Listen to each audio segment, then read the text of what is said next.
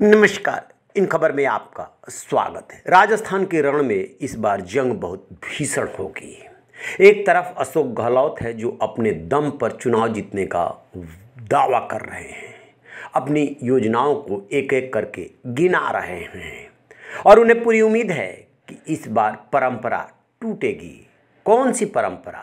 दरअसल पिछले 30 सालों से राजस्थान में एक बार कांग्रेस और एक बार बीजेपी चुनाव जीत करके सरकार बनाती रही है।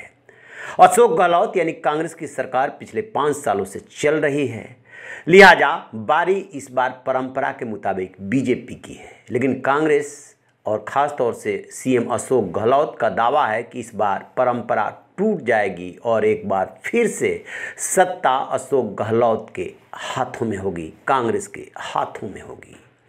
राजस्थान की जिन प्रमुख सीटों को लेकर के चर्चा हो रही है, उसी में गहलोत के पार्टी में ही रह करके सबसे बड़े विरोधी सचिन पायलट, जो कि पूर्व प्रदेश अध्यक्ष, पूर्व डिप्टी चीफ मिनिस्टर रहे हैं, उनका विधानसभा क्षेत्र है टोंक। दूसरी बार वो यहाँ से चुनाव लड़ रहे हैं। जान करके आपको ताज्जुब होगा कि ग्राउंड रिपोर्ट ये थी कि सचिन पायलट इस बार मुकाबले में बुरी तरीके से फंस गए हैं और वो चुनाव हार भी सकते हैं। लिहाजा पिछले 3-4 दिनों से वो लगातार कोशिश कर रहे थे कि किस तरीके से कांग्रेस के बागी और जो कभी कांग्रेस से में रहे हैं या रिश्ता रहा है उनको बिठाया जाए। लिहाजा उन्होंने बीएसपी के उम्मीदवार और भीम सेना के प्रमुख अशोक बैरवा को मनाने में कामयाब हो गए।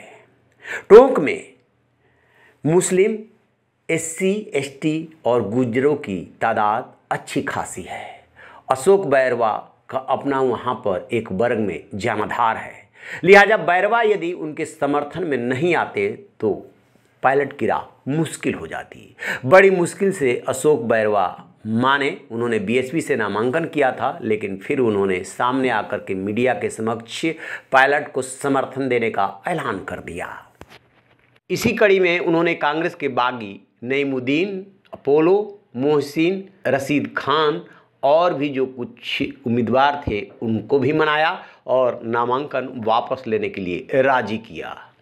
अशोक बैरवा पहले ही बागी हो गए थे, भीम सेना में जिलाध्यक्ष बने, फिर जो है वो उन्होंने अपना जनाधार मजबूत किया और अब जब बारी आई चुनाव की तो बीएसपी से संपर्क करके टिकट लिया और कर दिया नामांकन, जिसके बाद पायलट फंस गए मुश्किल में।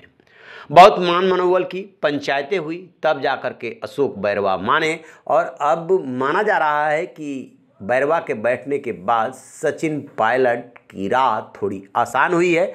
चुनाव तो चुनाव है, बीजेपी ने तगड़ा उम्मीदवार उतारा है और पूर्व विधायक अजीत सिंह मेहता को टक्कर देने के लिए मजबूती के साथ उतारा।